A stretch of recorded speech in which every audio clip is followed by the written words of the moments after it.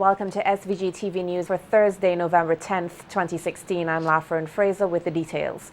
The passage of a trough system continues to produce torrential rainfall across the country. According to a situational report issued by the National Emergency Management Organization, NEMO, several homes have been damaged with countless landslides. Today, vehicular traffic on the windward side of the island had to be diverted due to severe damage to portions of the main road at Argyle. SVG-TV's Nolisha Miller was out in the field today and filed this report. I'm standing on the main road just above the Argyle International Airport, which gives access to the windward side of the island, where just minutes ago, the road has further collapsed due to torrential rains caused by the passage of the trough system.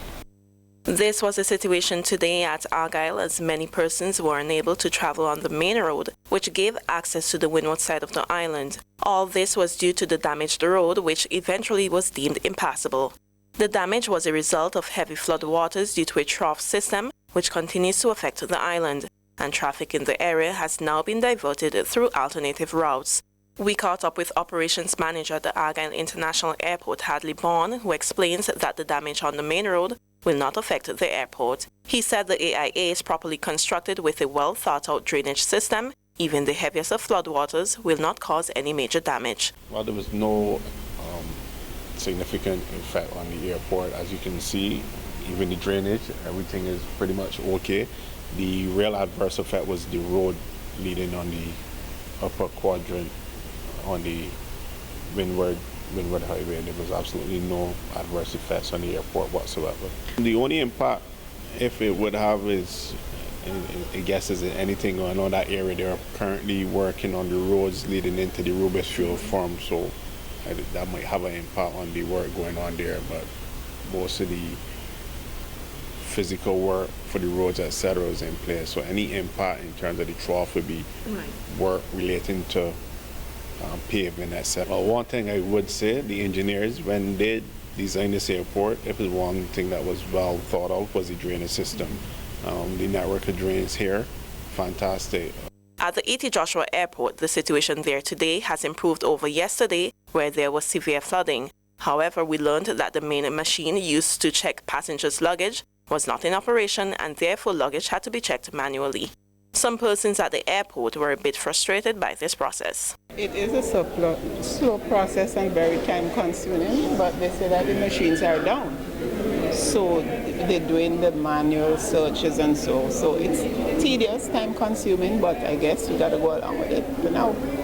As far as I know, all flights today have been delayed, but it won't affect me because it won't affect my travel plans. I've been trying to travel since yesterday. I was actually here in the departure area when it flooded. So they took us from in there over to the fire station. I was supposed to get to St. Kitts yesterday for a function last night and meetings today. So I missed last night's function, I missed today's meeting. so in that way, yes, it did affect my schedule. My flight is supposed to leave at 4 o'clock, but they say it's late. But it's just 3:30. So I hope it doesn't affect me too much. We couldn't be in the sun as much as we wanted, but no big deal. Well, the weather affected me.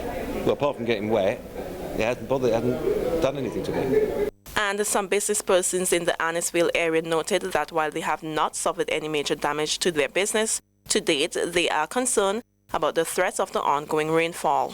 I didn't really lose any stocks, as I should say, just other little papers and stuff like that was on the floor because the drinks were in plastic bottles, so that was okay. But, well, we couldn't do any business yesterday because we had to clean up, and so. But that was basically all. As you can see outside, a mess. And no water for the day.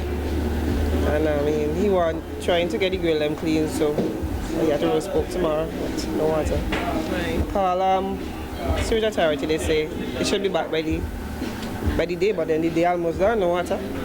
The National Emergency Management Organization says it continues to monitor the situation and coordinate its response to any emergency which may arise. Nolisha Miller, The Evening News. Providing a further update on the Argyle Road, Minister of Transport and Works Julian Francis tells SVG-TV News via the telephone that the road is under grave stress and has become unsafe. Argyle Main Road, that is alongside the Argyle Airport, has once again failed us. This morning early, it was observed that there were cracks in the surface, and it's obvious that there is going to be a failure of that bypass that we did some time ago. The area is completely saturated with water following all the persistent rains we've had over the past couple of weeks. In fact, since Matthew, we've been having a lot of rain. And it has become necessary to close that road to vehicular traffic. He said the route has been closed and traffic diverted to the Calder, Yambu and Peruvian Vale direction. He said the closure of the road is to ensure the safety of road users heading to and from the Argyle area. Diversion has to go through Calder, through Mespo, Yambu Pass, and back out at Peruvian Vale.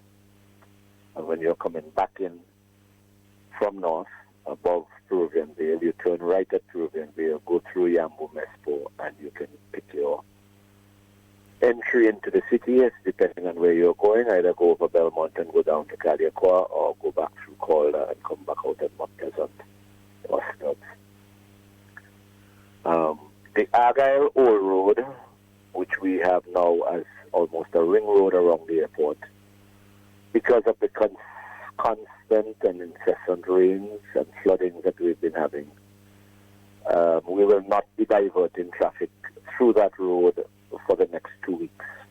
We are currently doing some shoring up of the river area and certain areas on the road down there, so that within 2 weeks we can have that as an alternative, as a bypass. Asked whether there was any flood damage to the airport, Minister Francis said not to his knowing, and that the huge underground culverts are functioning well with water flowing through them smoothly. There's not a problem with the culvert there. I was there up to yesterday afternoon. In fact, I was out there today. In the rain, I parked on the top and looked at the showers coming down and the water rushing off the hills. And the water is flowing through the culverts. There's one that has some stones, but 4 culverts are running freely, and one has some stones in front of it, not significant to the point of blocking it. If the river floods, it will mount the stones and go into that single culvert. That's why there were 5 culverts put there and not just 2. We understand the force of that river and the volume of water coming down there, and it was designed in such a way to have, just in case 1 or 2 gets blocked, the other 3 will carry the flood of water. It's always good to have all 5 flowing. But there are no problems with that. The water flows very naturally through the culverts. And as the Building, Roads and General Services Authority, BRAGSA, continues to its efforts to keep pace with the challenges from ongoing rainfall and landslides, estimates are that the cleanup process could take at least a week. Minister of Transport and Works Julian Francis said while they are faced with challenges in their efforts to keep pathways passable, they will continue to push through. Clean and you move slides, others keep coming down because the rain not finished yet. Looks like we're going to get some more today again. We're still in the process of cleaning. There are numerous slides all over the country, some large, some small. We tried to make the roads passable.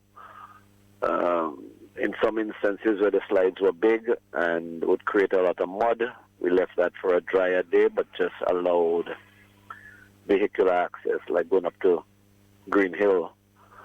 The 2 slides there, fairly big, but because they're on an incline, there'll be a lot of mud flowing if it's running. So those we'll try and move as it dries out a little bit, but vehicles pass single lane.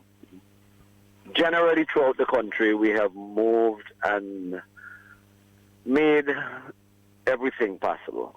Senator Francis said a main line of the Central Water and Sewerage Authority, the CWSA, at Rillen Hill was also damaged, and this limited the water pressure needed to carry out the cleanup process in some areas. One One of the major problems setbacks yesterday was that the main line for CWS is severed in Willan Hill, and that disrupted the water supply on the southern side of the island, including Kingstown.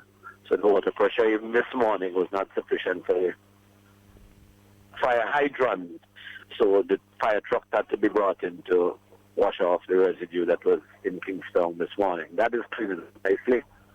All the crews are out, north, south, east, and west in every single district. I am on the road. In fact, we're clearing the big slide at Villa Point right now, Villa Lodge Hotel. I just passed there. There's a heavy front end loader. There's a large one in Bel Air that came down with a high tension pole. Then like just finished clearing that their aspect of it. Line is there taking down their wires. The front end loader went there but couldn't work at the time, so he's gone on to do something else. General Manager of the Central Water and Sewage Authority, the CWSA, Garth Saunders, has reiterated his company's commitment to providing high-quality water supply to all customers, especially during these times. Presenting an update of the company's efforts to address problems caused by land slippages and flooding, Saunders pointed out that their technical teams continue to work assiduously to restore water supply to all areas as soon as possible. Repairs on the Dalloway system yesterday. And the Dalloway system, as you know, supplies about 40% of our population and concentrated mainly between South Leeward and the Villa. That supply, however, has not been fully restored because all of the transmission main was repaired. There are still several pockets with broken lines, and we have to, during the course of today, Thursday, we have to continue to do those repairs and to try to balance the system. So we anticipate that areas in and around Kingstown, the higher areas, will continue to experience shortages. The Majorca system also supplies some of Kingstown, some higher areas in Kingstown. That system is not fully back to normal yet. We have done repair work on that system, and we expect that during the course of the day, the situation should improve. Some areas in and around Kingstown, Annisville and Bel Air, and some areas, Sharpsdale, would still be without water. But we are trying our best to see how we can alleviate that situation and restore the system as quickly as possible. Appealing to the public for their full cooperation, Saunders noted that water trucks would be operational in the interior areas to assist persons whose water supply has been interrupted. Of the water truck in the interim, while we proceed to complete the full restoration on both systems. We just want the general public to be on the alert and to report to us any broken lines, any incidents of broken lines that they see, because we may not be aware of them and they may very well be affecting the performance of the system. So we depend on them. We will be doing our best to have the system restored by the end of today. Communications Officer of the St. Vincent Electricity Services Limited, VINLEC, Tamara Job-Sprott, says all areas which lost electricity as a result of the passage of the surface trough system yesterday have had their electricity restored. Reiterating VINLEC's commitment to ensuring quality and safe electricity supply to its customers, Job-Sprott expressed gratitude to the general public and VINLEC's technical teams for their patience and support. Overnight, we had some areas out, including Breezy Hill, Rockies, Miller, Bonham, Dubois, and a section of Dorsetshire Hill. By mid-morning, we had all but 2 of the areas out, and the area which took the longest to be restored was that in Belair. And what happened in that instance is that we were required, first of all, to clear the lines and the pole that came down as a result of the landslide. And once that was done, then the relevant authorities needed to clear the road, and then we were required to relocate the pole to a safer area. But all of the areas have since been restored, and I want to publicly thank the public for their support and patience during this time. And also, we'd like to thank all members of our staff who have been working since Wednesday morning into Wednesday evening, and as early as Thursday morning they were back on site, so we really want to thank them. In light of the flood damage and the tragic deaths of 2 children, the Director General of the OECS, His Excellency Dr. Didacus Jules, and staff of the OECS Commission have offered their heartfelt sympathies and condolences to the people of St. Vincent and the Grenadines. In a statement issued today, Dr. Jules said that their thoughts and prayers were with the parents, siblings, and loved ones of the children who had lost their lives, and for those families who are being affected by the flooding. He said the OECS is standing shoulder to shoulder with the government and people of St. Vincent and the Grenadines at this time as the country continues to be affected by an extensive trough system. The Royal St. Vincent and the Grenadines Police Force is seeking the public's assistance in identifying a human body that was found floating on the waters off Cane Garden Point. On Wednesday, November 9th, 2016, at about 1:20 p.m., Coast Guard personnel were patrolling along the Kingstown shores when they saw the body floating in the water. When the body was retrieved, it was swollen, partially decomposed, clad in a short black pants and short multicolored shirt. There is a tattoo on the left wrist of the body. Members of the public with information that can lead to the identification of the body can contact the Criminal Investigations Department at 457-1211 or 456-2906 or 456-1810. Work has commenced on the construction of 39 villas on the Grenadine island of Bequia in the Spring area. The luxurious residential community will exist under the name of Firefly Villas Bequia Plantation Hotel. The villas will be located on elevated private island-style clusters. Speaking at the groundbreaking event on Tuesday, November 8th, John Bowers of Bowers Consulting UK thanked Prime Minister Dr. Ralph Gonsalves and his government for their continued support on the project. He noted that the environmentally friendly project is the first of its kind on the island of Bequia. One of the things which is rather special about this country is the people. You know, the people are just so important. And I often say to people that when you come to Bequia, you have to relax. And if you can't relax when you come to Bequia, well, you're in the wrong place. You can't relax anywhere. So when you invest here, when you're an overseas investor making an investment here, you have to remember that when you make that investment, it's not only with your mind, but it's also with your heart. And I think that that's one of the big pluses of an investment here in Bequia. The new airport at Argyll, that's going to be good for tourism. It's going to be good for the tourism sector and to attract more tourism, more people. But of course it will also be good for the local population. And that is one of the reasons why we decided to make this investment. Prime Minister Dr. Ralph Gonsalves commended Mr. Bowers for taking up the initiative to invest in SVG, noting that Bowers has been a strong promoter of the islands. Prime Minister Gonsalves noted that the investment will aid in attracting more foreign direct investment into the country.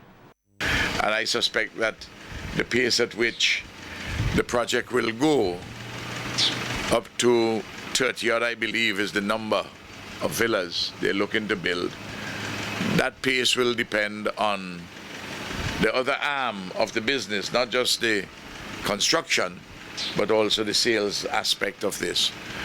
This is a beautiful spot in Bequia. There are a lot of other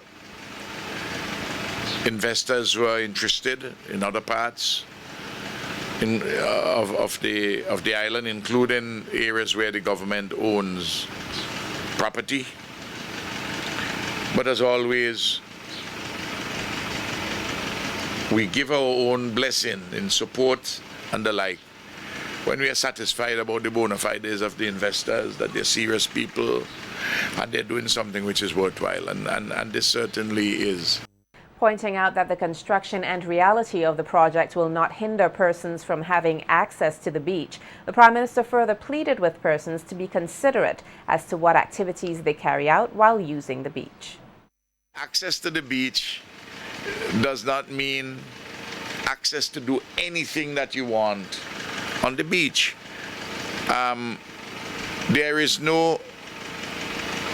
We haven't legislated what you should be doing on the beach or not doing on the beach.